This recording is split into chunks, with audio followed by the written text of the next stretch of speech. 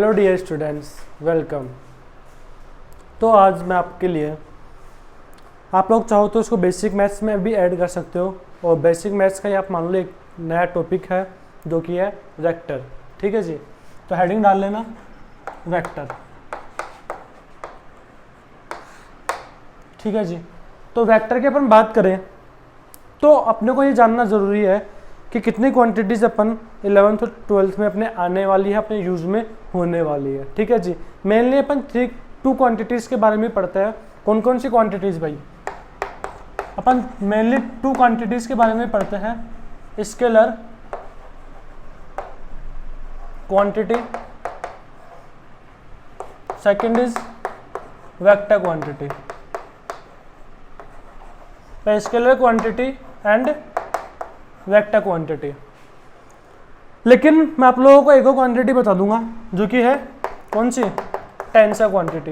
क्योंकि हो सकता है कि बाई चांस आपके कुछ शायद टेंसर क्वांटिटी से रिलेटेड भी कुछ आ सकता है प्रॉब्लम्स, तो आप लोगों को पता होना चाहिए कि टेंसर क्वांटिटी भी क्या होती है। ठीक है जी, अपन बात करते हैं मेजरली अपने को पढ़ना किसके बारे में? अभी वेक्टर क्वांटिटीज़ के बारे में पढ़ना है। ठीक है जी, वेक्टर क्वांटिटीज से अपने को भी डील करना है इस चैप्टर में, लेकिन अपन थोड़ा बहुत बेसिक आइडिया इन तीनों का पहले लेते हैं, फिर बाद में अपन वेक्टर क्वांटिटी से अपना चैप्टर स्टार्ट करते हैं।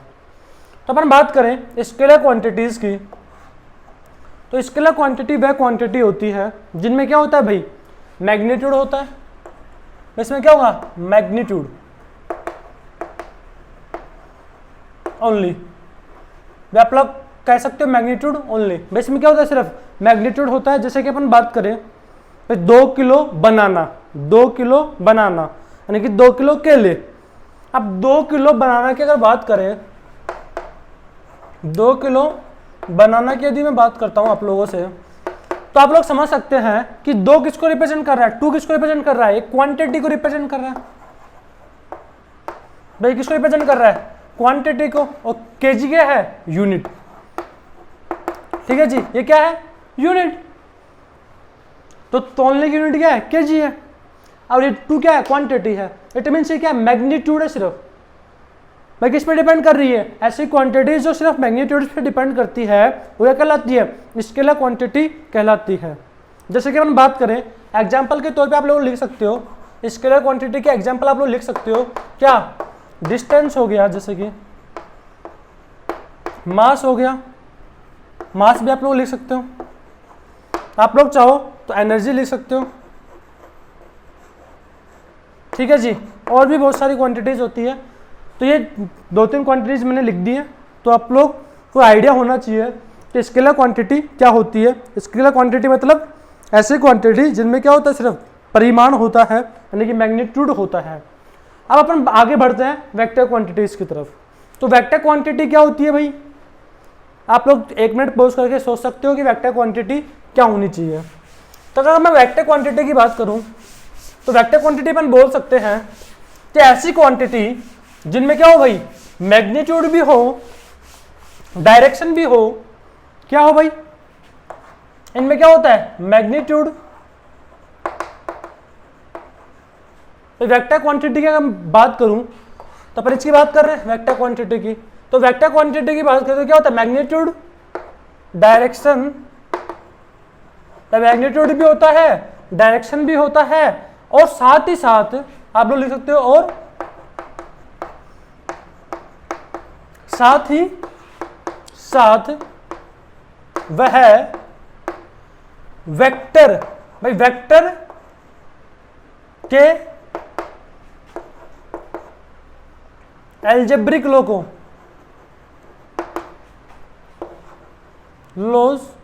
को क्या करनी चाहिए भाई? फॉलो करनी चाहिए।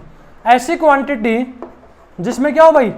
मैग्नीट्यूड भी हो, डायरेक्शन भी हो, और साथ ही साथ वह है वेक्टर के एल्जेब्रिक लॉज को भी फॉलो करे। एल्जेब्रिक मतलब क्या होता है भाई?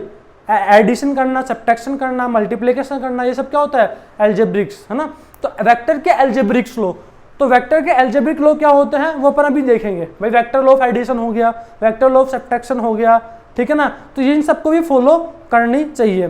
तो ऐसी क्वांटिटी जिसमें मैग्नीट्यूड भी हो, डायरेक्शन भी होना चाहिए, और साथ ही साथ वो क्या करनी चाहिए, एल्जेब्रिक लॉस को भी फॉलो करनी चाहिए, किनके, वेक्टर्स के। ठीक है जी, तो ऐसी क्वांटिटी को अपन बोलते हैं क्या, वेक्टर क्वांटिटी। जैसे कि मैं आप लोगों से एग्जांपल लूं तो आप लोग बोल सकते हो एग्जांपल में डिस्प्लेसमेंट, बाय डिस्प्लेसमेंट, और बात करें तो फोर्स। ठीक है जी, बाय डिस्प्लेसमेंट हो गया, फोर्स हो गया, आप लोग चाहो तो एक्सेलरेशन लिख लो, और भी बहुत सारी क्वांटिटीज हो सकती है, एटसेट्रा लगा दो। ठीक है जी, तो डिस्प्लेसमेंट जैसे कि मैं आप लोगों से बात करूं, मान लीजिए मुझे यानी कि आप लोगों को अपने प्लेस से कोई बहुत दूर यानी कि जाना है। ठीक है जी, आपको कोई दूसरी पर्टिकुलर प्लेस पे जाना है। ठीक है जी, यदि मैं आप लोगों से बोलता हूं कि वह जो प्लेस है वह 150 किलोमीटर दूर है और आपको वहां पे जाना है, आपको वहां पे जाना है 150 किलोमीटर दूर है, तो आप लोग बोलोगे हम तो सिंपली चले जाएंगे, क्या दिक्कत है 150 किलोमीटर जाने में, भाई गूगल मैप खोलेंगे, सर्च कर लेंगे जगह का नाम और चले जाएंगे।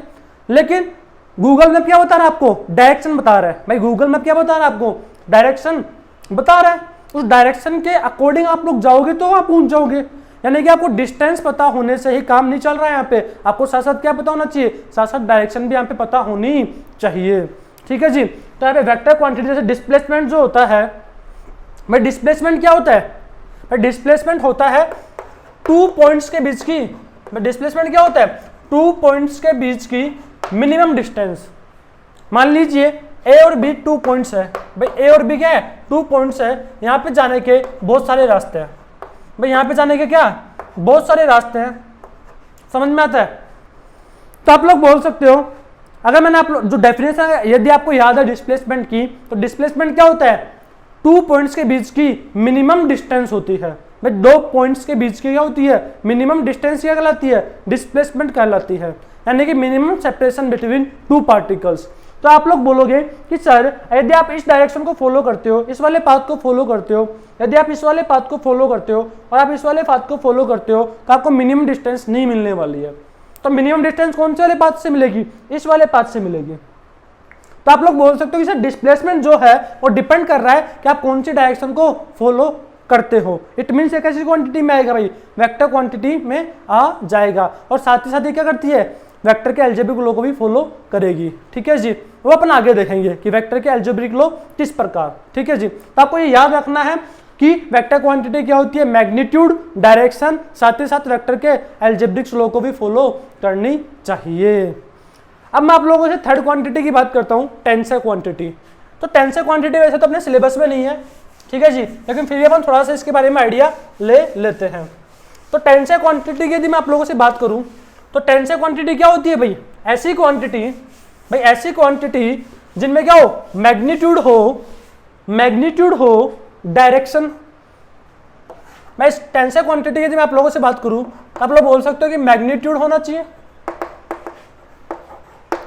डायरेक्शन होना चाहिए।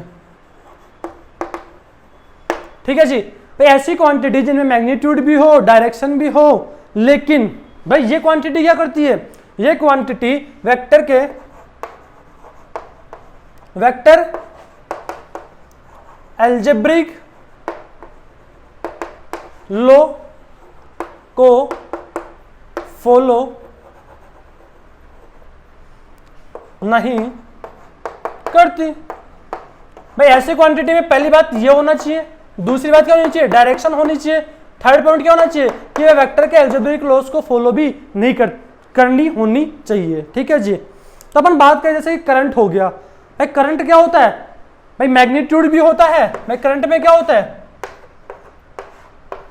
मैग्नीट्यूड भी होता है। जैसे मैं बोला ये 3 एम्पियर था, ये 4 एम्पियर था, तो क्या हो जाएगा 3 प्लस, अपन क्या करते हैं सीधा सीधा जोड़ देते हैं। तब लोगों को समझ में आ रहा है कि करंट में क्या है, मैग्नीट्यूड भी है, 3 एम्पियर था, 4 एम्पियर था, इनकी कोई पार्टिकुलर डायरेक्शन भी है, और अपन इसको जोड़ कैसे रहे हैं, लेकिन सीधा सीधा जोड़ दे रहे हैं।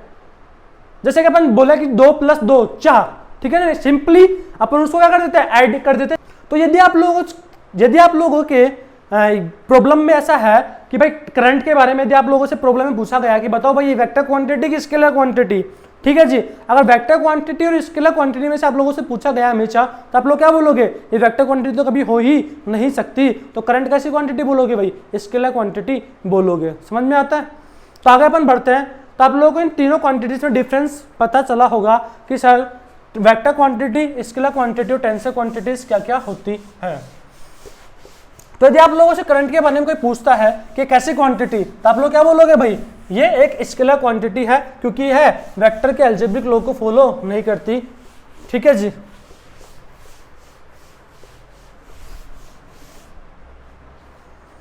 आगे अपन बात करें तो अपन बोल सकते हैं क्या कि अब अपने को मेनली पढ़ना क्या है, वेक्टर क्वांटिटीज के बारे में ही पढ़ना है। ठीक है जी, वेक्टर क्वांटिटीज के बारे में ही पढ़ना है। और वेक्टर क्वांटिटीज अपन देख चुके हैं कि वेक्टर क्वांटिटीज क्या होती है भाई, ऐसी क्वांटिटी जिनमें मैग्नीट्यूड भी होता है, डायरेक्शन भी होती है और साथ ही साथ वह वेक्टर के अलजेब्रिक लॉ को फॉलो भी करती है। ठीक है जी। आगे अपन बात करें तो आप लोग लिख लेना, आप लोग सबसे पहले लिख लेना रिप्रेजेंटेशन ऑफ वेक्टर। भाई वेक्टर की अपने डेफिनेशन देख ली कि वेक्टर की डेफिनेशन क्या होती है, फिर अपन देखेंगे वेक्टर को रिप्रेजेंट किस तरीके से किया जाता है। तो रिप्रेजेंटेशन ऑफ वेक्टर, तो वेक्टर को रिप्रेजेंट किस तरीके से करेंगे ये आप लोगों को पता होना चाहिए।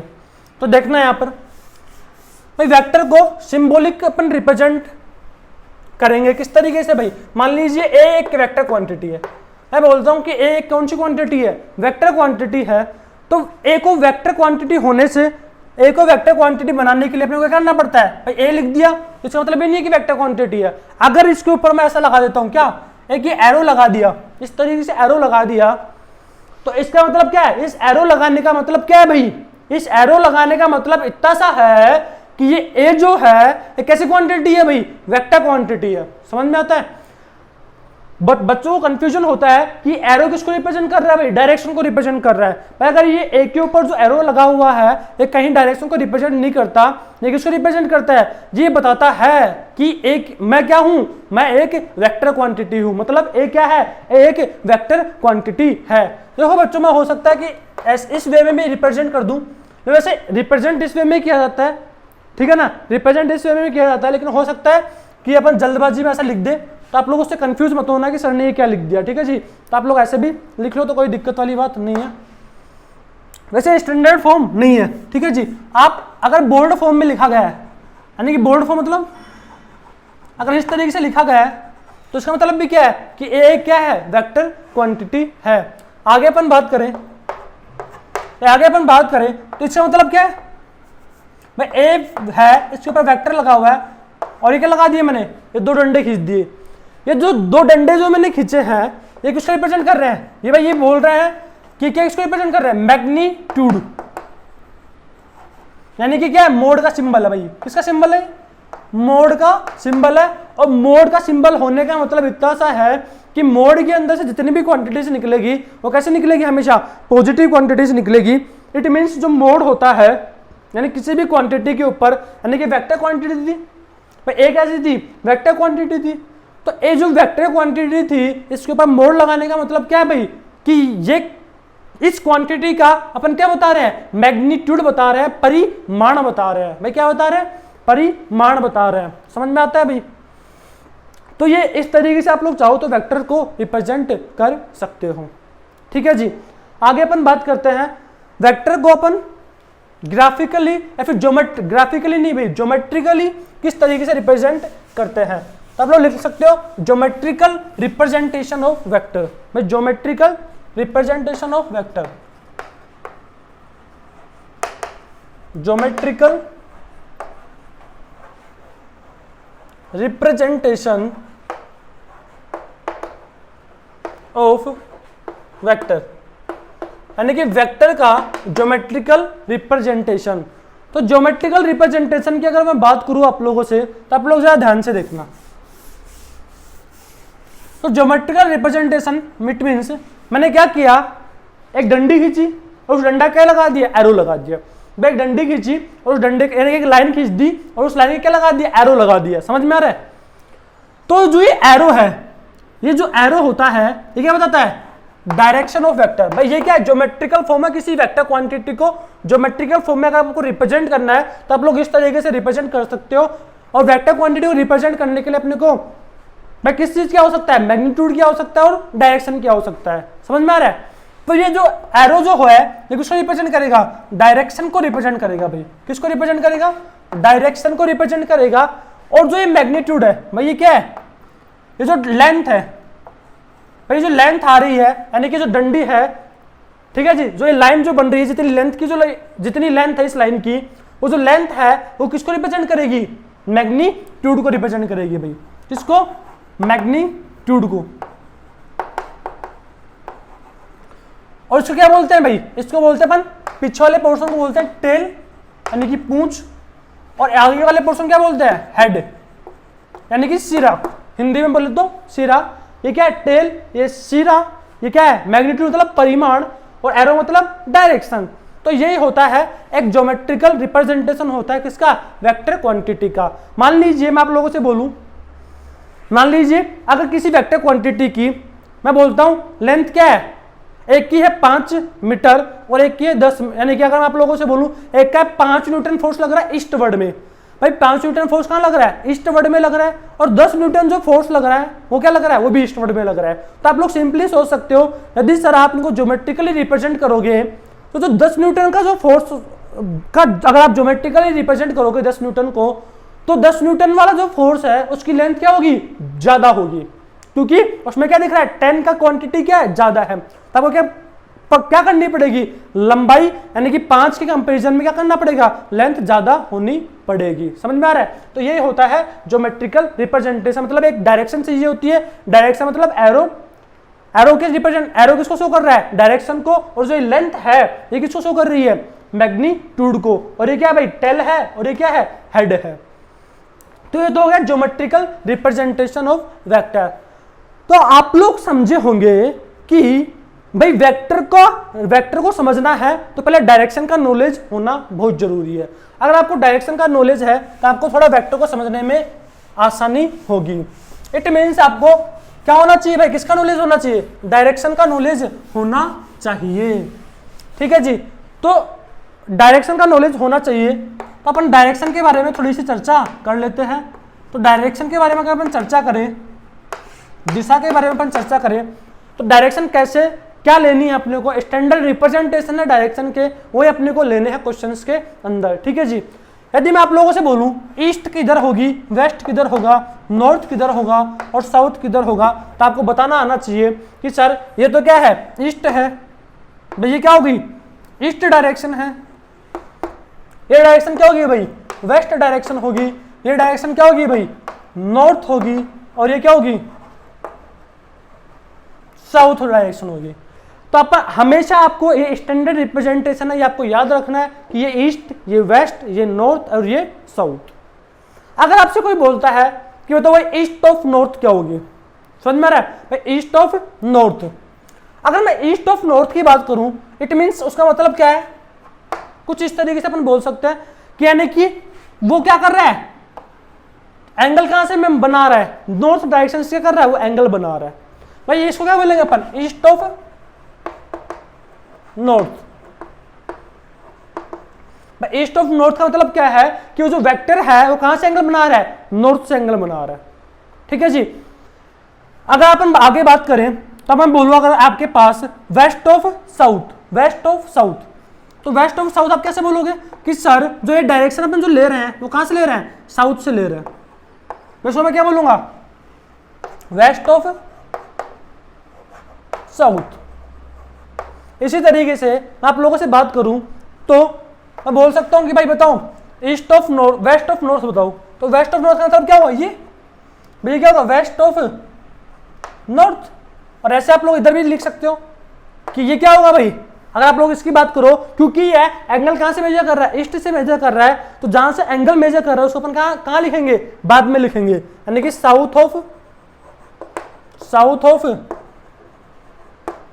ईस्ट, भाई साउथ ऑफ ईस्ट। समझ में आता है। तो आपको डायरेक्शन की नॉलेज होना जरूरी है। ईस्ट हो गई, वेस्ट हो गई, नॉर्थ हो गई, साउथ। अगर आपसे बोला जाता है वेस्ट ऑफ नॉर्थ मतलब नॉर्थ से एंगल मेजर कर रहे हैं, अगर आपसे बोला जाता है वेस्ट ऑफ साउथ मतलब साउथ से अपन एंगल मेजर कर रहे हैं किसकी तरफ, वेस्ट की तरफ। समझ में आ रहा है भाई, साउथ से अपन एंगल मेजर कर रहे हैं कहां से, वेस्ट की तरफ। और आपसे बोला जाता है ईस्ट ऑफ नॉर्थ मतलब कि नॉर्थ से एंगल मेजर कर रहे हैं किस तरफ, ईस्ट की तरफ। समझ में आता है? तो यही होती है भाई डायरेक्शन, आपको ये पता होना जरूरी है। मान लीजिए मैं आपसे एक छोटा सा एग्जांपल पूछता हूँ, एक छोटा सा एग्जांपल आप लोगों से मैं देता हूँ, और आपको क्या करना है, उस एग्जांपल को ज्योमेट्रिकल फॉर्म में रिप्रेजेंट करना है। भाई एक वेक्टर बताता हूँ, उसको क्या करना है, ज्योमेट्रिकल वे में उसको रिप्रेजेंटेशन आपको करना है। तो ये एग्जांपल लिखते हैं अपन। मैं बोलता हूँ अगर फोर्स है कितना 1 न्यूटन, 50 न्यूटन का फोर्स लग रहा है, डायरेक्ट फोर्स लग रहा है कितने न्यूटन का, 50 न्यूटन का फोर्स लग रहा है, ठीक है जी। 50 न्यूटन का क्या लग रहा है, फोर्स लग रहा है, और आपको मैं उसकी डायरेक्शन दे रहा हूं क्या, 60 degree east of north, east of north. भाई आपको एक फोर्स दे रखा है 50 न्यूटन का, वो किस डायरेक्शन में लग रहा है, 60 डिग्री ईस्ट ऑफ नॉर्थ की तरफ लग रहा है भाई। तो आपको क्या करना है, रिप्रेजेंट वेक्टर इन ज्योमेट्रिकल फॉर्म। भाई इस वेक्टर को आपको क्या करना है, ज्योमेट्रिकल फॉर्म में रिप्रेजेंट करना है। तो आप लोग क्या करोगे, सर ये 60 न्यूटन जो है इसको अपन किस तरीके से रिप्रेजेंट करेंगे, हमें तो समझ ही नहीं आ रहा। ये 50 न्यूटन जो है इसको किस तरीके से रिप्रेजेंट करें हम, इसका कोई लेंथ तो ले नहीं सकते। 50 न्यूटन किस तरीके से लेंथ लेंगे 50 न्यूटन की। तो आप लोग अपने सुविधा के अनुसार कैसे भी आप इसको रिप्रेजेंट कर सकते हो। कैसे मतलब, मैंने मान लिया भाई 10 न्यूटन इज इक्वल टू क्या मान लिया, 1 सेंटीमीटर। मैंने क्या मान लिया, 10 newton is equal to 1 centimetre. अब आप लोग पूछ सकते हो सर 1 सेंटीमीटर क्यों माना, 1 किलोमीटर भी तो मान सकते थे। तो भाई 1 किलोमीटर मानने का मतलब क्या है, समझ रहे हो कि आपको 1 किलोमीटर फिर उसको 5 से मल्टीप्लाई करना पड़ेगा। समझ में आ रहा है भाई, 50 न्यूटन करने के लिए उसको 5 से मल्टीप्लाई करना पड़ेगा, मतलब 5 किलोमीटर हो जाएगा। और 5 किलोमीटर हो जाना मतलब क्या है, आपको 5 किलोमीटर बड़ी लंबी लाइन खींचनी पड़ेगी, जो कि क्या है भाई इस बोर्ड पे तो अपन खींच नहीं पाएंगे। तो अपन अपनी सुविधा के अनुसार कुछ भी लिख सकते हैं। अपन ने मान लिया कि 10 न्यूटन क्या मान लिया, 1 सेंटीमीटर मान लिया, तो 50 न्यूटन क्या हो जाएगा भाई, और 5 सेंटीमीटर हो जाएगा। तब आपको क्या करना है, 5 सेंटीमीटर लंबी तो लाइन खींच देनी है, और उसकी डायरेक्शन क्या होनी चाहिए, east of north. East of north का मतलब क्या है, नॉर्थ से ईस्ट की तरफ, नॉर्थ से ईस्ट की तरफ कितने एंगल पर, 60 डिग्री पर। तो आप लोग देख सकते हो यहाँ पर ये क्या है, नॉर्थ है, ये क्या है साउथ है, ये क्या है ईस्ट है, और ये क्या है वेस्ट है। समझ में आता है भाई। तो 5 सेंटीमीटर मान लो, मैं ये 5 सेंटीमीटर हो गया भाई, ठीक है जी, 5 सेंटीमीटर। मैंने बोल दिया कि लेंथ क्या है, मैंने बोल दिया कि लेंथ क्या है भाई, 5 सेंटीमीटर, ठीक है जी। ये लेंथ क्या है, 5 सेंटीमीटर है, और 60 डिग्री ईस्ट ऑफ नॉर्थ, यानी कि नॉर्थ से कितने पे, 60 डिग्री पे। तो ये हो गया इसका क्या, ज्योमेट्रिकल रिप्रेजेंटेशन। भाई 5 सेंटीमीटर लंबी लाइन खींच दी मैंने, और उसको एंगल ले लिया कहां से, नॉर्थ से 60 डिग्री पर। तो क्या हुआ, 50 न्यूटन फोर्स को मैंने क्या कर दिया, ज्योमेट्रिकल फॉर्म में रिप्रेजेंट कर दिया। तो ये ऐसा नहीं कि आपको ऐसे नीट में आके बताओ रिप्रेजेंट करके दिखाओ, मैं ऐसा कुछ भी नहीं है। बस ये आपको थोड़ा नॉलेज देने के लिए, आपका जो अपन ने पढ़ा है उसका कंसेप्ट क्लियर थोड़ा और हो जाए, ठीक है जी। तो आगे अपन बात करें तो अपन ने देख लिया कि वेक्टर क्वांटिटी क्या होती है, ठीक है जी।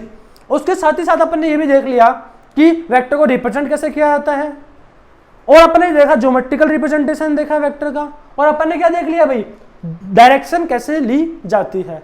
अब मैं आप लोगों से कुछ बेसिक सी डेफिनेशंस डिस्कस करना चाहता हूं। कुछ बेसिक सी डेफिनेशन अगर अपन डिस्कस करें तो जरा सुनना आप लोग।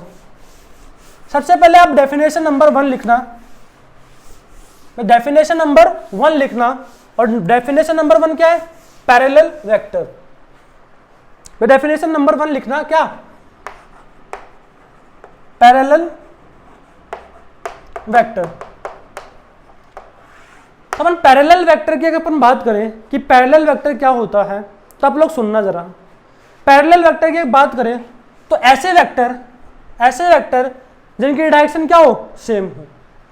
भाई ऐसे वेक्टर जिनकी डायरेक्शन क्या हो, सेम हो। अगर इसकी डायरेक्शन ईस्ट है तो मैंने एक ऐसा वेक्टर ले लिया जिसकी डायरेक्शन क्या हो, ईस्ट ही हो।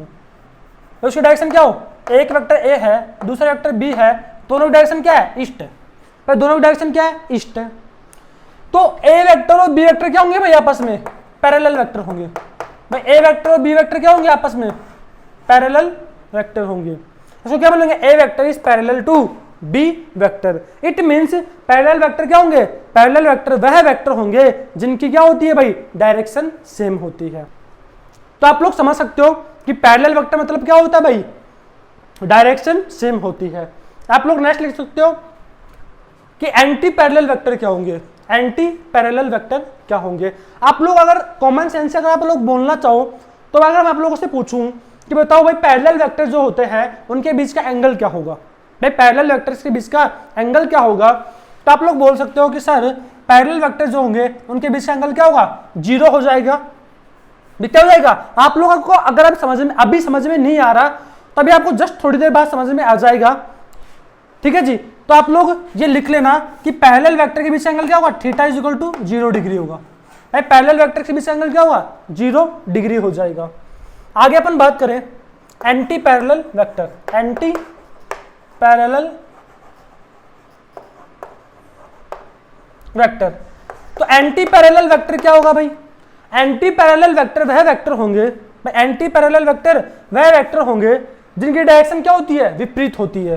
विपरीत मतलब अगर ए वेक्टर है जिसकी डायरेक्शन क्या है, ईस्ट की तरफ है, भाई ए वेक्टर की डायरेक्शन यदि ईस्ट की तरफ है तो बी वेक्टर किस तरफ होना चाहिए भाई, वेस्ट की तरफ होना चाहिए। मतलब कि डायरेक्शन क्या होनी चाहिए, ऑपोजिट। भाई यहाँ पे क्या होती है, डायरेक्शन क्या यहाँ पर सेम है, यहाँ पे डायरेक्शन क्या थी, सेम थी, यहाँ पे डायरेक्शन क्या है, ऑपोजिट। यानी कि डायरेक्शन यदि ऑपोजिट है, डायरेक्शन क्या है,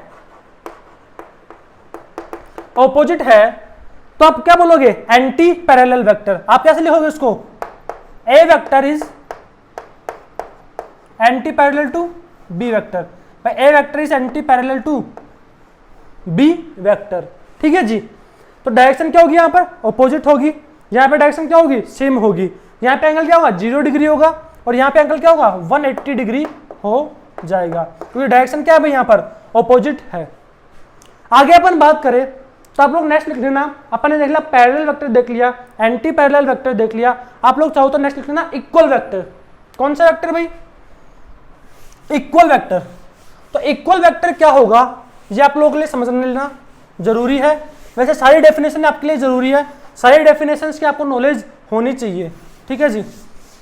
तो पैरेलल वेक्टर देखा, एंटी पैरेलल वेक्टर देखा, आगे अपन बढ़ते हैं किसकी तरफ, इक्वल वेक्टर की तरफ। इक्वल वेक्टर अपन किसको बोलेंगे भाई, इक्वल वेक्टर। तो इक्वल वेक्टर क्या होता है भाई, इक्वल वेक्टर की अपन बात करें, ऐसे वेक्टर भाई, ऐसे वेक्टर जिनकी क्या होनी चाहिए, मैग्नीट्यूड, मैग्नीट्यूड क्या होना चाहिए, सेम होना चाहिए। भाई मैग्नीट्यूड क्या होना चाहिए, सेम होना चाहिए। डायरेक्शन क्या होनी चाहिए, वो भी सेम होनी चाहिए। भाई डायरेक्शन क्या होनी चाहिए, सेम होनी चाहिए। ऐसे वेक्टर्स जिनका मैग्नीट्यूड भी सेम हो, डायरेक्शन भी सेम हो, और साथ ही साथ मैं आप ये भी लिख सकते हो, साथ ही साथ समान, यानी कि एक जैसी भौतिक राशियों को भी प्रदर्शित करने चाहिए।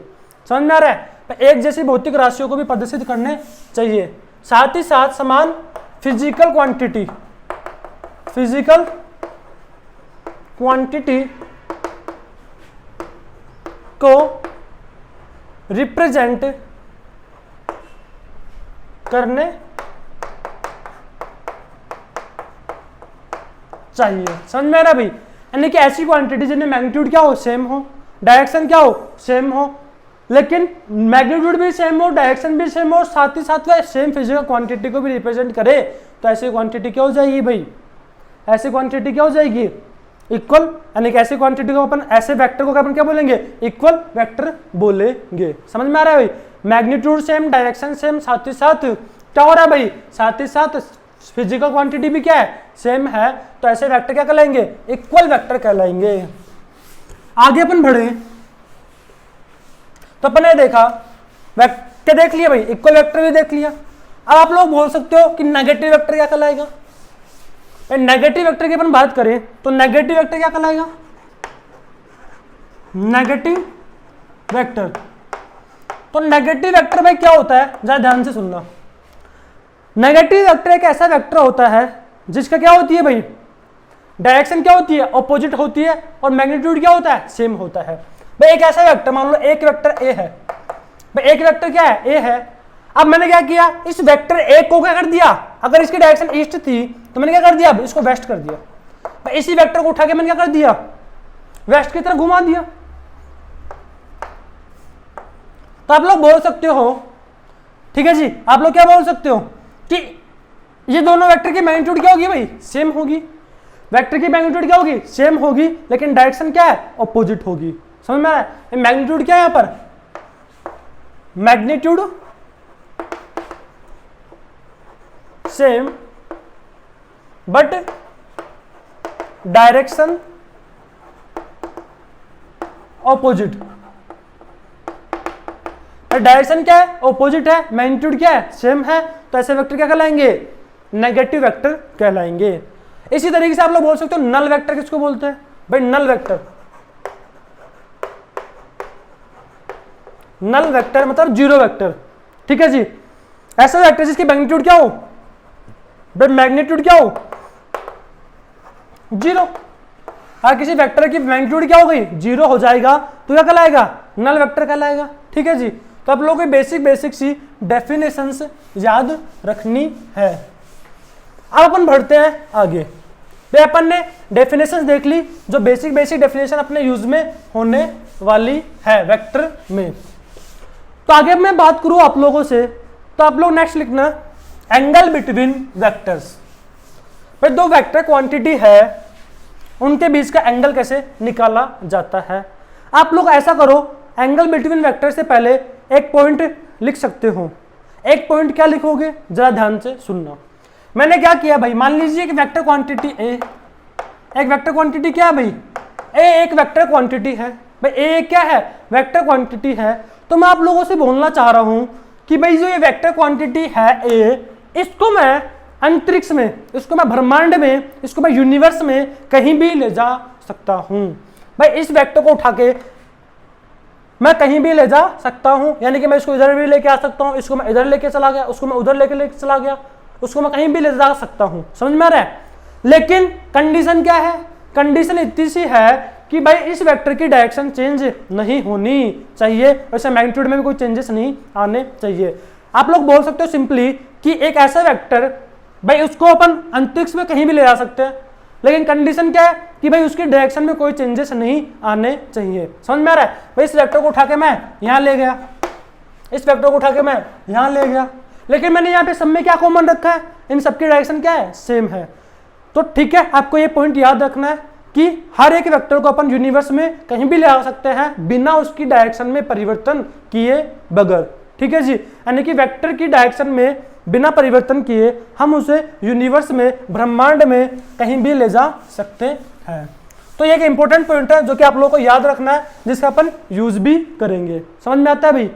आगे अपन बढ़ते हैं। आप लोग नेक्स्ट हेडिंग डाल सकते हो क्या, एंगल बिटवीन वेक्टर्स, या फिर एंगल बिटवीन टू वेक्टर लिख लो, एंगल बिटवीन टू वेक्टर्स। भाई दो वेक्टर्स के बीच का एंगल कैसे निकाला जाता है।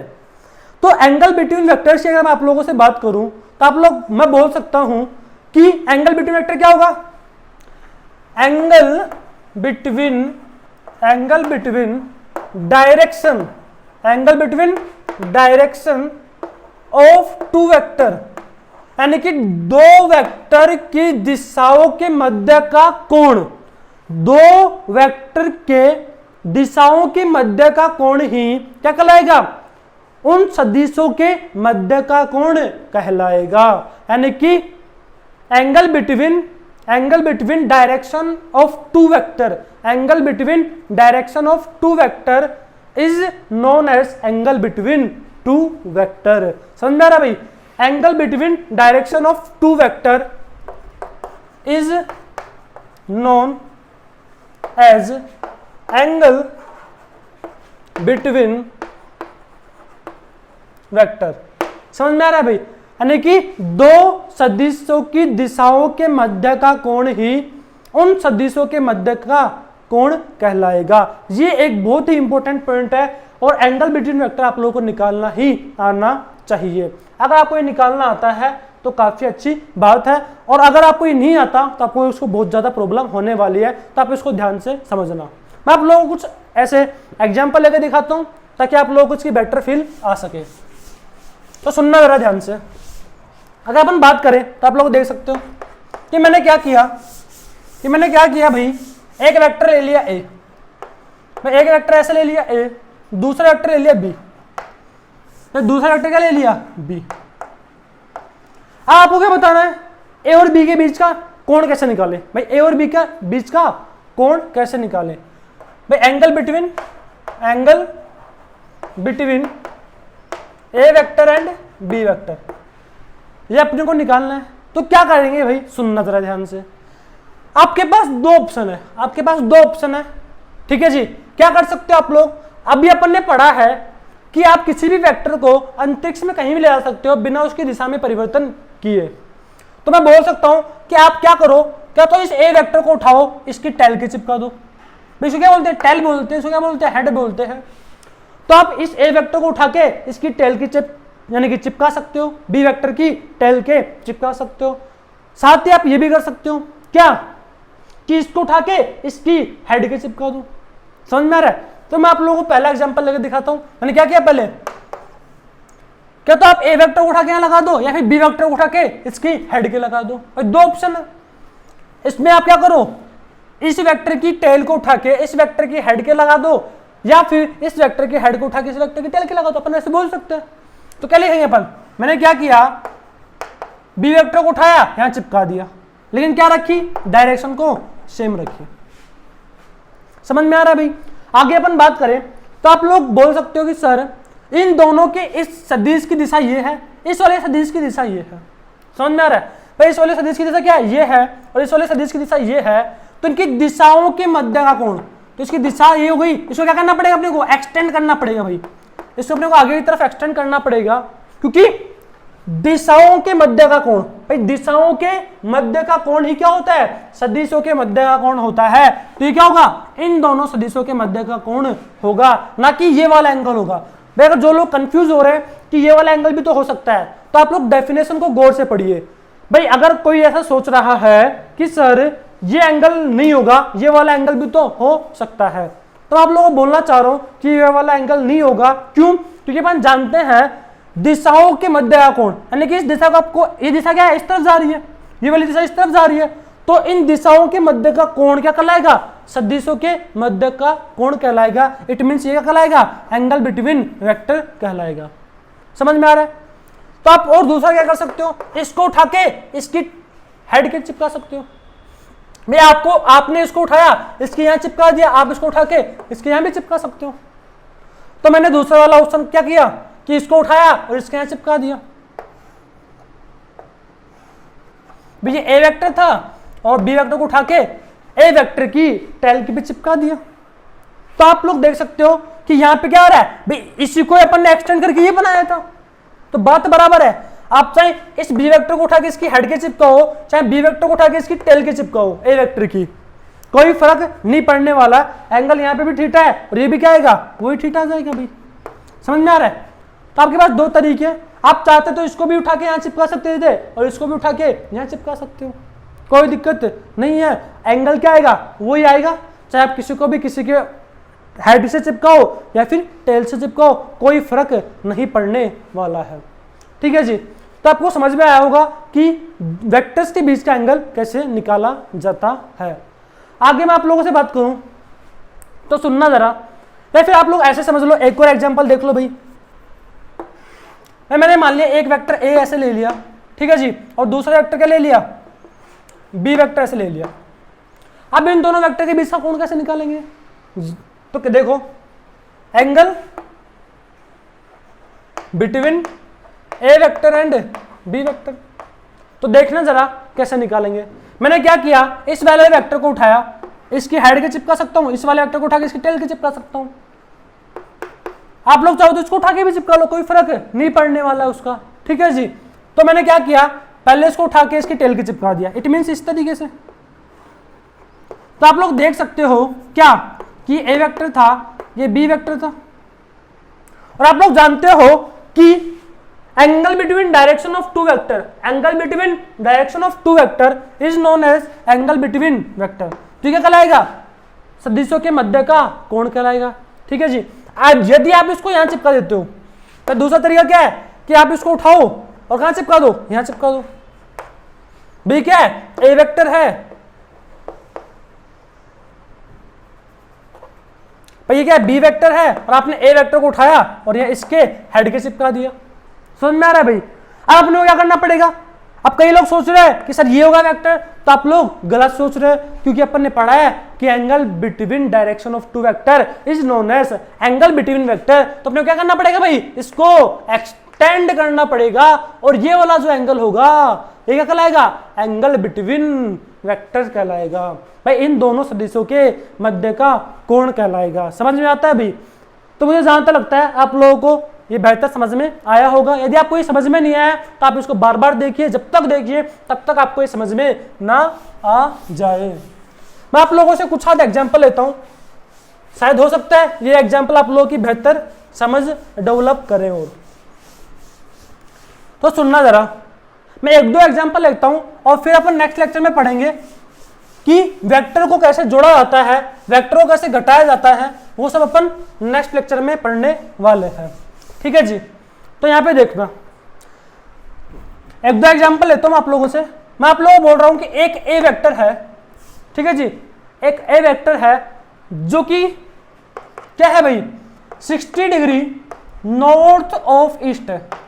भाई नॉर्थ ऑफ ईस्ट है। दूसरा वेक्टर क्या है, बी वेक्टर है। भाई क्या है, नॉर्थ ऑफ ईस्ट है, या फिर आप लोग लिख लो ईस्ट ऑफ नॉर्थ। भाई क्या लिख लो, ईस्ट ऑफ नॉर्थ। समझ में आ रहा है भाई, ईस्ट ऑफ नॉर्थ। और साथ ही साथ बी वेक्टर है, भाई साथ ही साथ क्या है, बी वेक्टर है, और वो क्या है 30 डिग्री क्या लिखोगे, वेस्ट ऑफ, या फिर आप लोग लिखो क्या, north of, west of north लिख लो। ठीक है जी, वेस्ट ऑफ नॉर्थ। मैं क्या लिखा, वेस्ट ऑफ नॉर्थ। तो आपको निकालना है find angle between A vector and B vector. तो कैसे करेंगे भाई, आपको समझ में आता है कि ए वेक्टर क्या है, 60 डिग्री ईस्ट ऑफ नॉर्थ है। तो 60 डिग्री ईस्ट, ये क्या है, ईस्ट है, ये क्या है, वेस्ट है, ये क्या है, नॉर्थ है, और ये क्या है, साउथ है। तो 60 डिग्री ईस्ट ऑफ नॉर्थ होने का मतलब क्या है भाई, कि वह नॉर्थ से 60 डिग्री पर है। भाई नॉर्थ से कितनी डिग्री पर है, 60 डिग्री पर है। ये आपको समझ में आना चाहिए।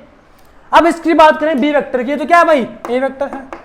अब मैं बी वेक्टर की बात करूं तो क्या होगा भाई, ये आप लोग बोल सकते हो कि सर ये क्या है, वेस्ट ऑफ नॉर्थ है 30 डिग्री वेस्ट ऑफ नॉर्थ। तो 30 डिग्री वेस्ट ऑफ नॉर्थ का मतलब क्या है कि नॉर्थ से 30 डिग्री पर है। भाई नॉर्थ से 30 डिग्री पे क्या, बी वेक्टर। समझ में आता है भाई। तो angle between A and B क्या होगा, ये होगा भाई, एंगल बिटवीन क्या होगा, ए एंड बी, ये होगा। तो A angle between A vector and B vector क्या होगा, ये वाला एंगल होगा। तो आप लोग बोल सकते हो कि angle between A and B क्या आएगा भाई, 90 डिग्री आ जाएगा। समझ में आ रहा भाई, क्या जाएगा, 90 डिग्री आ जाएगा। या फिर आप लोग चाहो तो ये वाला एंगल भी बोल सकते हो। तो कौन सा वाला एंगल, जो 90 माइनस 360 माइनस 90 आएगा, वो भी आप लोग बोल सकते हो। समझ में आ रहा है भाई।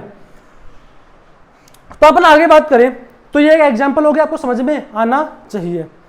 ठीक है जी। तो आप लोग चाहो तो 360 माइनस 90 भी लिख सकते हो, इट मीन्स 270। ठीक है जी। आगे मैं बात करूं तो एक और क्वेश्चन करते हैं। नेक्स्ट क्वेश्चन क्या है, आप लोगों से बात करूं तो देखते जरा। तो आप लोगों से क्या बोल रहा हूं कि एक वेक्टर ए है, एक वेक्टर ए है जो कि है क्या भाई, 60 डिग्री नॉर्थ ऑफ ईस्ट। भाई north of east 60 degree north of east है।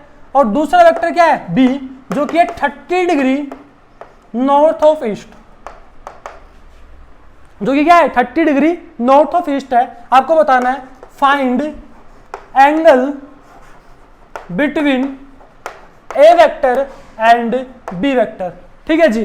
तो कैसे करेंगे भाई इसको, आप लोग चाहो तो 1 मिनट पॉज करके इसको कर सकते हो, और आप लोग अपने से ट्राई करो और फिर आंसर मैच करो। ठीक है जी। तो अपन आप बढ़ते हैं आगे।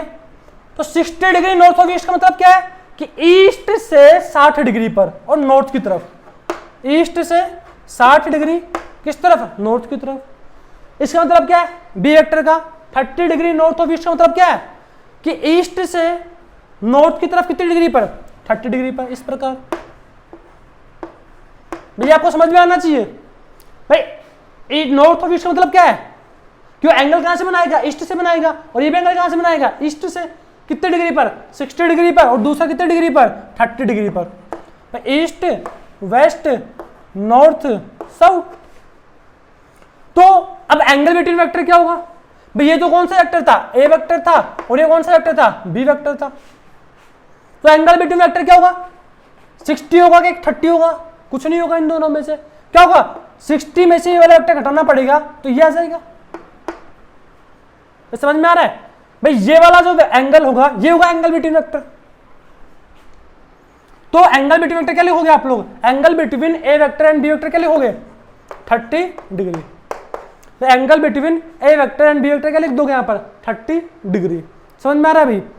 तो आज के लेक्चर में अपन ने देख लिया कि यानी कि वेक्टर क्या होता है, उसकी मैग्नीट्यूड का यानी कि रिप्रेजेंटेशन कैसे करते हैं वेक्टर को, ज्योमेट्रिकल फॉर्म क्या होता है, डायरेक्शन के बारे में अपन ने देखा। साथ ही साथ अपन ने देखा कि कुछ बेसिक सी डेफिनेशन देखी जो कि अपने को वेक्टर के लिए आवश्यक है, और साथ ही साथ अपन ने देखा कि दो वेक्टर्स के बीच का एंगल कैसे निकाला जाता है। आप लोग इस लेक्चर को काफ़ी ध्यान से देख ले, ठीक है जी।